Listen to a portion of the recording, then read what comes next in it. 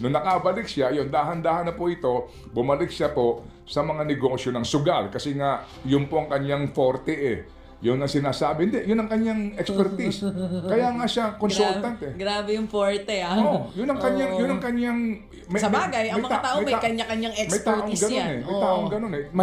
Maalam ka eh. Marunong ka eh. Marunong ka sa sugal. Oo. Saan pang yan, yung mga... Hindi ba siya naisip niya yung online sabong nung pandemic? Yung- Hindi ba? yung- Tama. yung- Maalam talaga siya. No, dati kasi, nung may problema sa huweteng, Oo. di ba, bingo two balls. Oo. Ito yung kanilang mga ideya eh. Tama ka, I have to agree with you kasi matatandaan natin nung panahon ng pandemya, hindi pwede magpunta sa mga, di ba, saan yun? Yung mga... Sabungan. So naisip Okay. niya ang online Sabong. sabong. Kaya nga- At mas doon siya yumaman ng husto. Yun nga. Pero maraming Pilipino ang nalumbok sa online sabong naman. At well, dito po pinag-uusapan yung mga missing sabongeros dahil sa mga nandadaya daw. Mga nagchochope. Oo. So basically, bottom line dito, pera pa din. Right? Still money. Kasi doon sa aligasyon sa kanya, kung totoo man po ito, ang aligasyon sa kanya, Kasi aligasyon pa lang ito. kasi dinadaya nyo yung sabong eh. Oo. Ang pinag-uusapan dito, pustahan. Tama? Pera.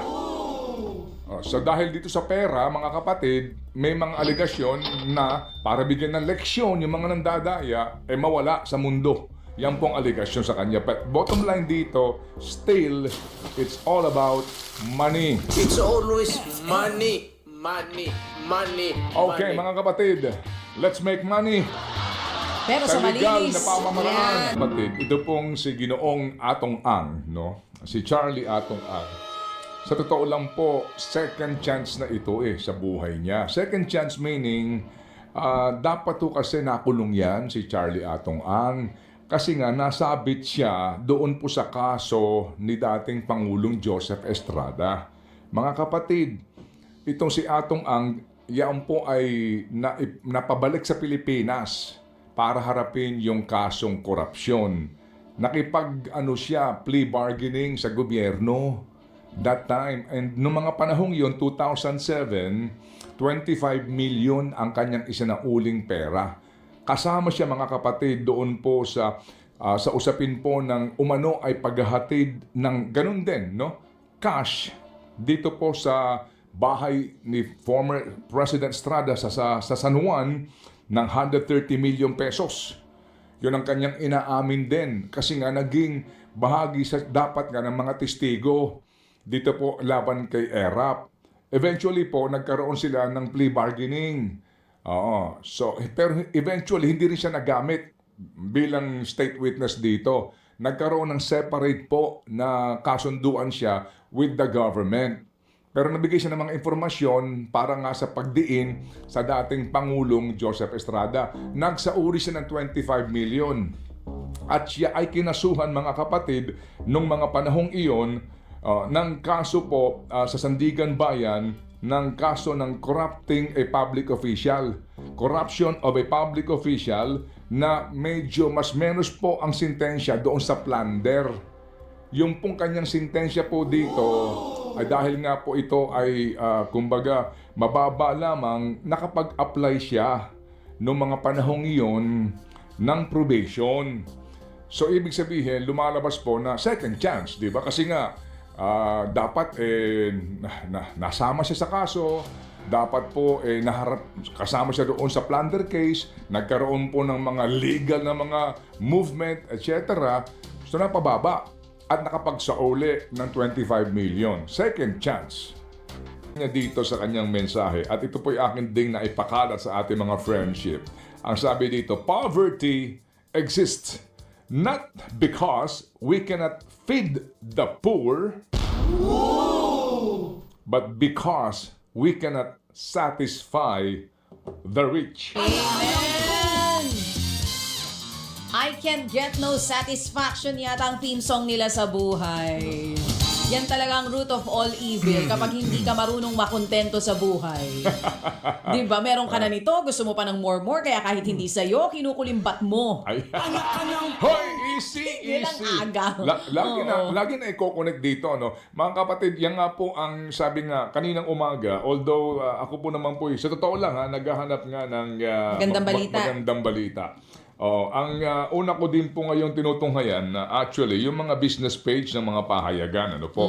Well, halimbawa, ngayon sabi ko, magandang balita ito. Ahead of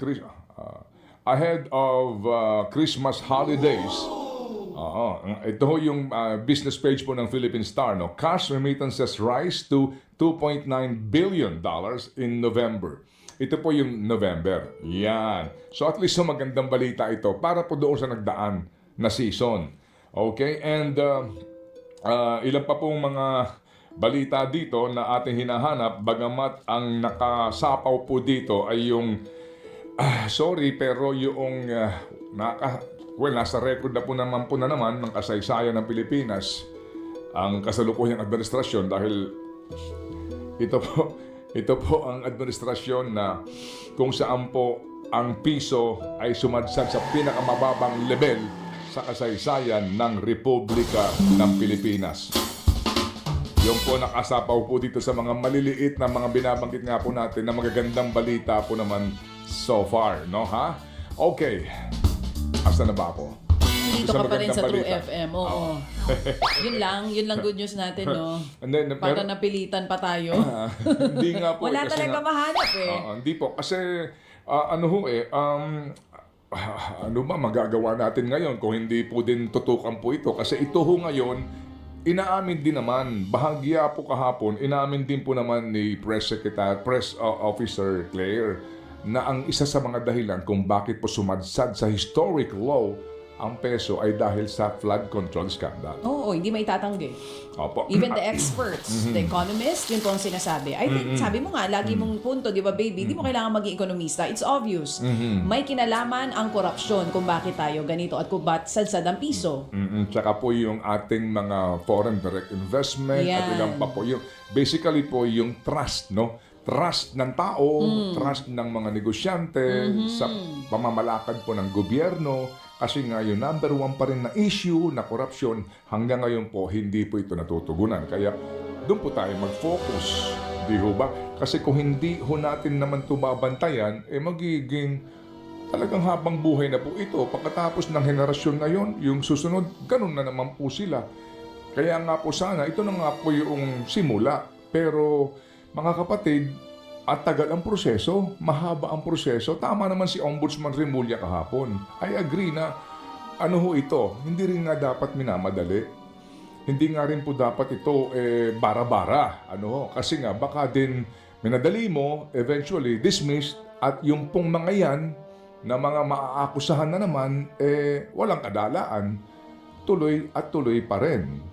Kasi nga wala pong nakukulong talaga as in, mga kapatid. Walang napapanagot.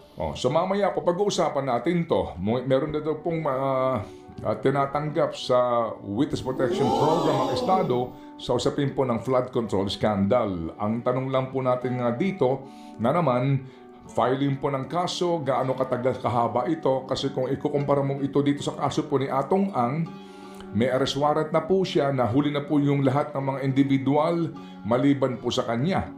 Ang tanong po dito mga kapatid, kung hindi siya sisipot, anong mangyayari? Tutuloy yung kaso. May arrest warrant siya, magkakaroon ba ng arraignment? Wala. Kasi nga po, wala siya rito eh. Tama? Kasi, Ma-archive na naman yung kaso niya. Though yung ibang akusado, diretso po yan. Yun ang sinasabi ng DOJ kahapon. Pero tama tayo ng, di ba, na-observe dito sa nangyayari. Isa na lang ang hindi mahuli. Yung pinakamalaki pa. ako lang Same po with naman, the corruption issue. gusto ko Hindi lang ba? po naman disusugan ang sinasabi po ng ating mga kagalang-galang na mga opisyal. Oo. Gaya po ng, ito daw po yung Philippines Most Wanted, Yun si na nga. Atong Ang. May 10 million bounty. Opo, magpapasintabi lang po ako sana. Opo, hindi lang po siya, meron pa pong saldi ko. Huwag natin kalimutan, Tama. please, ha? Opo. May bounty na ba siya? Wala. Oh, bakit? Meron na siyang arrest warrant. Oo. At mukha daw pong kasama siya sa sasampahan na naman din po ng kasong plunder Correct. together with some sitting Other senators. senators and Oo. former senator. Oo. Pero wag naman natin pong sabihin lang na hindi naman siguro sinasabi na siya lang. Oo. Pero ang turing nga daw po kay Atong Ang ay Philippines Most Wanted ngayon. Oo, number 1 ha? Oo, May number ganun one sila. ba? Oo, may ganun sila na Opo. mga kataga na binitawan. Ang sa akin So, pang lang ilan po- si Zaldi, number 2? Teka Okay. naman. O, di ba pwedeng Zaldi ko muna? Tapos number 2 yung Atong Ang? Okay lang ba yon mga B? Alam niyo mga